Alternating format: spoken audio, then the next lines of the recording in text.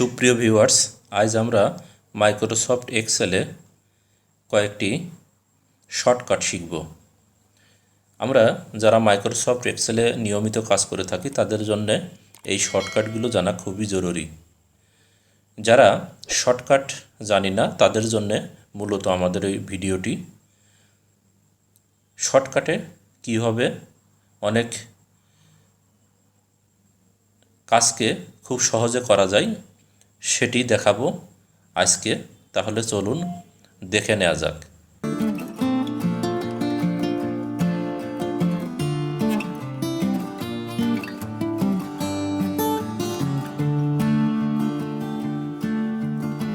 আমরা প্রথমে একটি এক্সেল ফাইল ওপেন করছি। ওপেন করার পর দেখুন আমাদের পূর্বেই ডেটাগুলো বসানো আছে। তো আমরা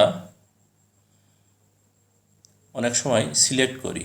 কিভাবে সিলেক্ট করি? এখানে কার্সার রাখি অথবা এইভাবে সিলেক্ট করে নিই। আবার কেউ কেউ এই পেজটি সিলেক্ট করার জন্যে পুরো এই যে বামের উপরে প্লাসে ক্লিক করেও কিন্তু সিলেক্ট করি। কিন্তু আপনি যদি চান, দেখুন কন্ট্রোল এ প্রেস করলে কিন্তু পুরো পেজটি সিলেক্ট হয়ে যায়। এটি হলো কন্ট্রোল এর কাজ। আবার আমরা কিন্তু কন্ট্রোল বি এটি দেখি। কন্ট্রোল বি দিয়ে কি কাজ করা যায়? যেমন লিরা, কন্ট্রোল বি দিলাম, দেখুন লিরা কিন্তু বোল্ড হয়ে গেছে।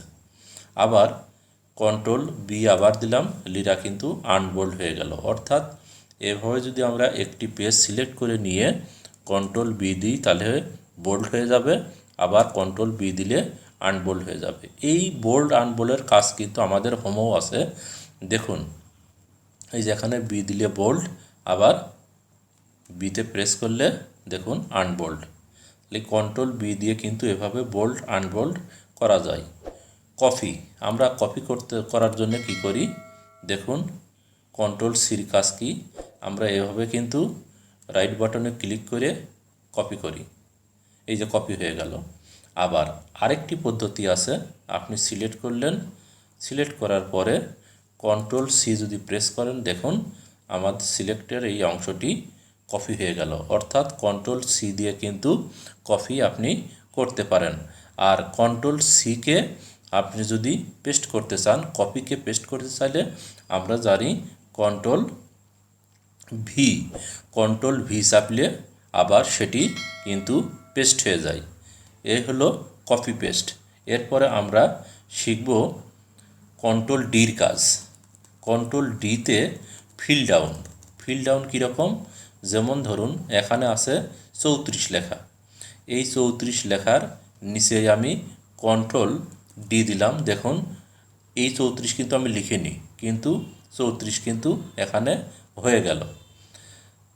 আবার দেখুন আমি সিলেক্ট করলাম, কন্ট্রোল ডি দিলাম, দেখুন কন্ট্রোল ডি, দেখুন এই উপরের 45 কিন্তু আবার ডুপ্লিকেট হয়ে গেল। অর্থাৎ ডুপ্লিকেট কোনো কিছু করার জন্যে এই লিখানা যদি কোনো আপনি পিকচারও এখানে নিয়ে এসে কন্ট্রোল ডি প্রেস করেন তাহলে কিন্তু সেই পিকচারটি কপি হয়ে আরেকটি পিকচার হয়ে যাবে, অর্থাৎ ডুপ্লিকেট হয়ে যাবে। এভাবে কিন্তু সহজেই আপনি ডুপ্লিকেট কপি করার জন্যে এই কাজটি করতে পারেন কন্ট্রোল ডির মাধ্যমে। কন্ট্রোল এফ, ফাইন্ড, কোনো কিছু খোঁজার জন্যে কন্ট্রোল এফ। দেখুন আমি খুঁজতে চাই, যেমন এখানে লেখা আছে বেঙ্গল। আমরা একটু বেঙ্গলটি লিখে দেখে দেখাই, বি ই এন জি এ এল, বেঙ্গল লিখে আমরা ফাইন্ডে ক্লিক করলাম। দেখুন এখানে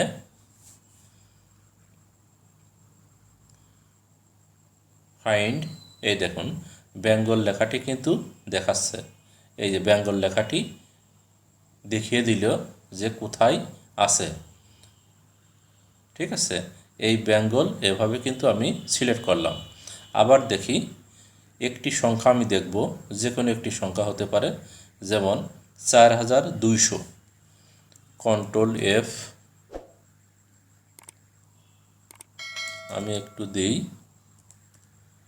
200, দেখি ফাইন্ড,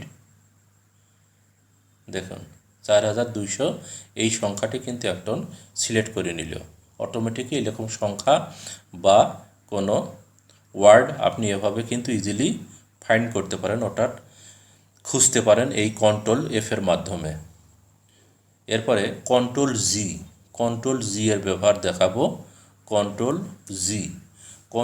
জি দিয়ে গো টু, আমি যদি লিখি ডি, দেখুন আমি লিখছি D10, দেখুন এই যে ডি, এই দেখুন ডি আসলো, আবার এই যে 10 নম্বরে 250 এই রোতে কিন্তু আমার অটোমেটিক্যালি নিয়ে গেল, অর্থাৎ ডির ঘরে 10। আমি যদি এরকম বড় আরও অনেক তথ্য আছে এখানে সেখানে যেতে যাই, যেমন এম লিখে আমি যদি এরকম না দিয়ে যদি 1000-এ যাই, তাহলে এম এর সেই 1000 যে কলাম নিচের দিকে আছে সেই কিন্তু 1000-এ নিয়ে যাবে এই গো টুতে গেলে, অর্থাৎ কন্ট্রোল জিতে গেলে। যেখানেই যেতে চান না কেন সেখানে সে কিন্তু এই কন্ট্রোল জি দিয়ে খুঁজতে চাইলে অটোমেটিক্যালি সেই কলাম বা রোতে কিন্তু আপনাকে খুব সহজেই নিয়ে যাবে। এবার আমরা যে কাজটি দেখেছিলাম কন্ট্রোল এফ, সেরকমই একটি কাজ দেখব কন্ট্রোল এইচে। যেমন কন্ট্রোল এইচেও কিন্তু আমরা এই ফাইন্ডের কাজ দেখেছিলাম কিন্তু কন্ট্রোল এফে, আর কন্ট্রোল জিতে কিন্তু তার পাশে আছে রিপ্লেস কীরকম, যেমন ধরুন আমার এখানে প্লাস্টিক টেবিল লেখা আছে,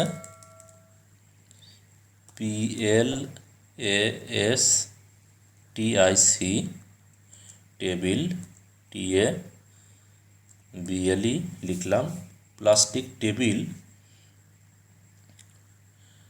এই প্লাস্টিক টেবিলই আমার যেখানে লেখা আছে, আমি সেই প্লাস্টিক টেবিল কি করতে চাই, রিপ্লেস করে প্লাস্টিক টেবিলের পরে 2 লেখা থাকবে, প্লাস্টিক টেবিল 2।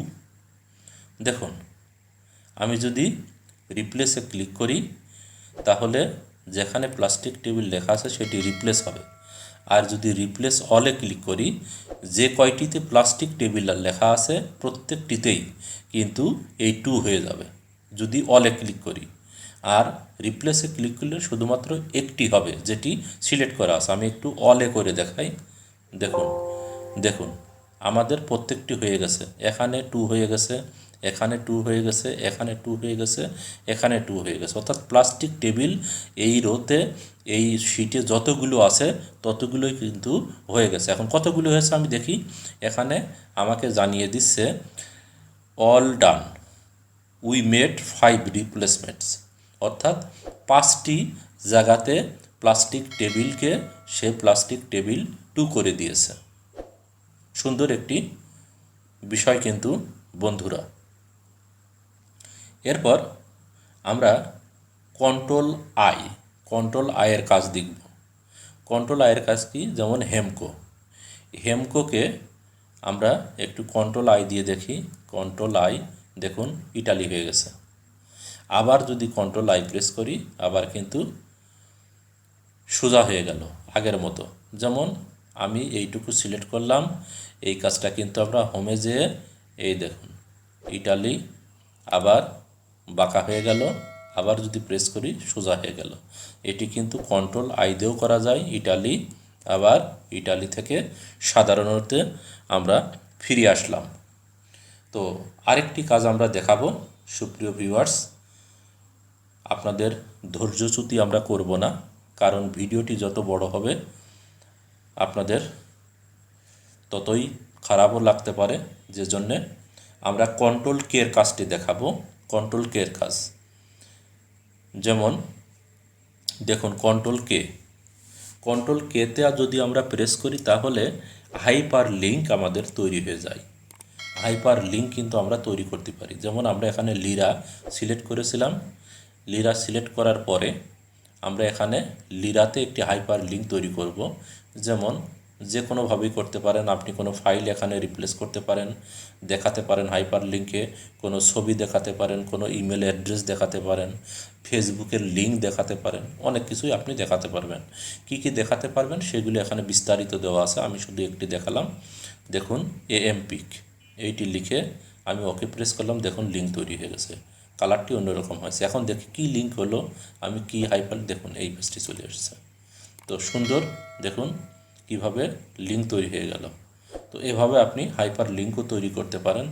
আমরা সুপ্রিয় ভিউয়ার্স কয়েকটি শর্টকাট মাইক্রোসফট এক্সেলের দেখালাম, খুবই দরকারি এবং আপনার কাজে আসবে বলে আমরা মনে করি। ভিডিওটি যদি আপনার সামান্যতম ভালো লেগে থাকে তাহলে আমাদের এই চ্যানেলটি সাবস্ক্রাইব করুন, কমেন্টস করুন, শেয়ার করুন, আর পাশে থাকা বেল আইকনটি প্রেস করে রাখুন। আল্লাহ হাফেজ।